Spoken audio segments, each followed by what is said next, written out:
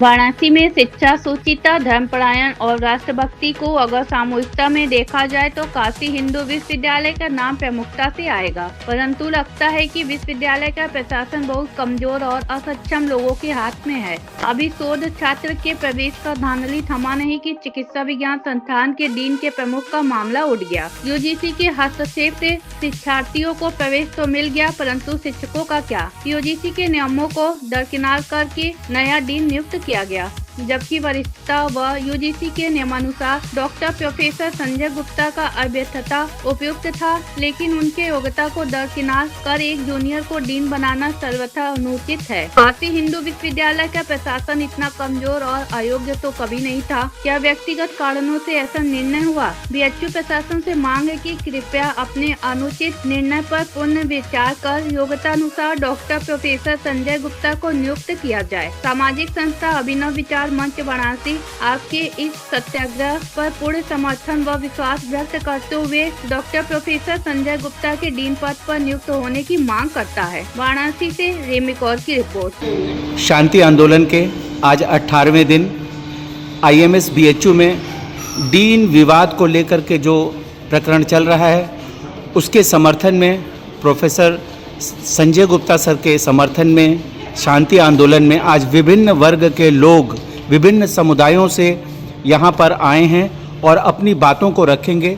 हम लोगों के साथ सबसे वरिष्ठ गुरुजी आए हुए हैं, साथ में अन्य कई वर्ग से लोग हैं जो अपना परिचय भी देंगे और साथ में समर्थन में यहाँ पर बताएंगे कि क्या वजह है कि आज यहाँ एकत्रित हुए हैं। सबसे पहले आप बताएंगे जी, बाबा जी, आदरणीय बाबा जी।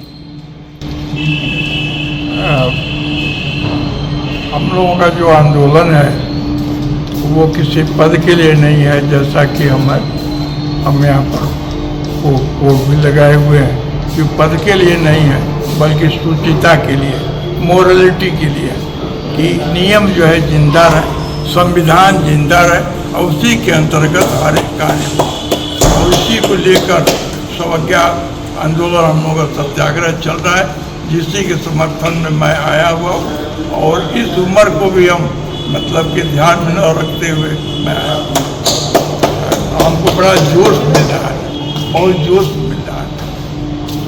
बहुत बहुत धन्यवाद जी। आप बताएं जी। जी, मैं अमूल्य सिन्हा, सामाजिक संस्था अभिनव विचार मंच का अध्यक्ष भी हूँ और भी कई राजनीतिक और सामाजिक गतिविधियों में रहता हूँ।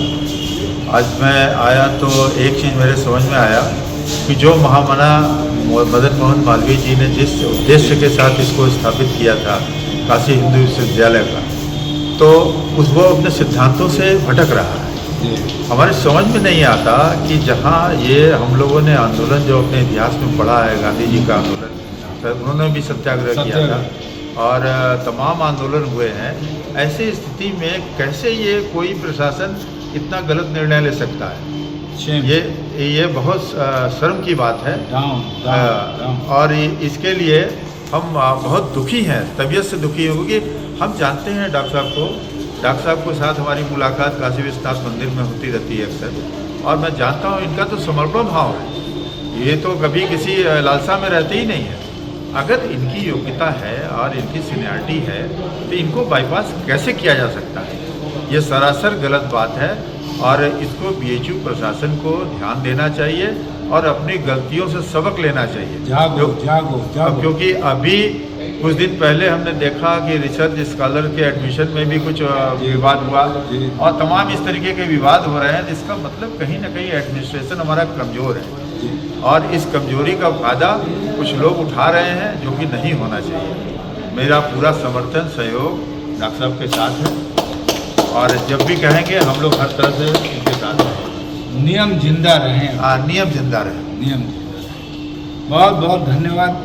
देखिए, तमाम लोग इन 18 दिनों में हजारों लोग जुड़े हैं, फ़ोन से, सोशल मीडिया से, और हर आदमी ये कह रहा है कि ये कैसे कोई कर सकता है, ये नियम कैसे नहीं पालन कर सकता है, क्या आप सही बोल रहे हैं? तो हम विश्वास कैसे दिलाएं कि वही नियम ये है और नियम लगाया नहीं जा रहा है।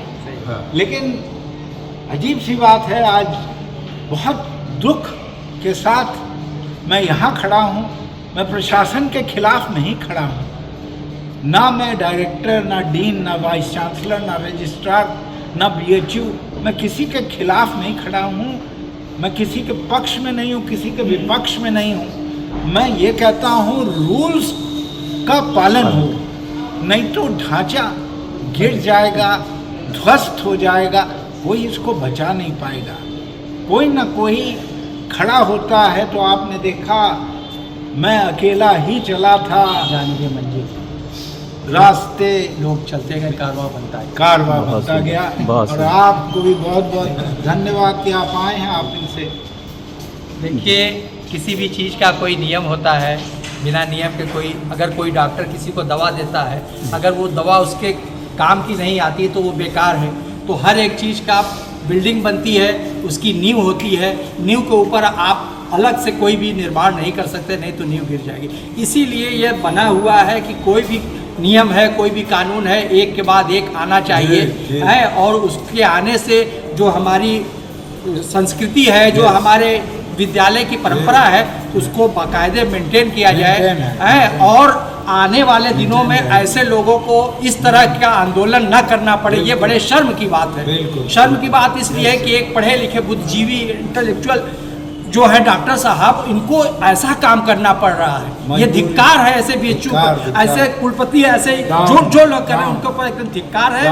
और मैं डॉक्टर साहब के समर्थन में तन मन धन से हूँ, और डॉक्टर साहब जब भी बुलाएंगे मैं यहाँ हाजिर हूँ। बहुत बहुत धन्यवाद आपका। आप भी देखिए, हमारे लिए नहीं, ये तो कह रहे हैं डॉक्टर साहब जब भी बुलाएंगे। ये अलर्ट नागरिक हैं, ये जागरूक नागरिक हैं, और कहते हैं कि नियम से सब चीज़ चलती है। नियम की अवहेलना कहीं नहीं होनी चाहिए।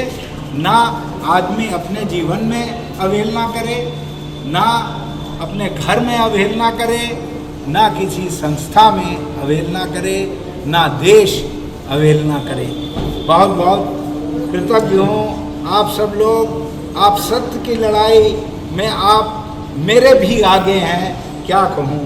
हम लोग यही कहते हैं, सत्यमेव जयते। काशी हिंदू विश्वविद्यालय में और इसके बाहर भी सबके चेहरों पे मुस्कान कैसे आए, उसके लिए अनवरत प्रयास करने वाले आचार्य संजय गुप्ता सर के साथ ही अन्याय हो रहा है। और ये महामना के द्वारा स्थापित इस महान विश्वविद्यालय में ऐसा हो रहा है। और क्यों हो रहा है? क्योंकि कुछ लोग जो उस पद के लिए अर्हता नहीं रखते हैं, षड्यंत्र करके उस पद पे बने हुए हैं, और जिनका सर को जो हक मिलना चाहिए था वो हक नहीं मिल रहा है।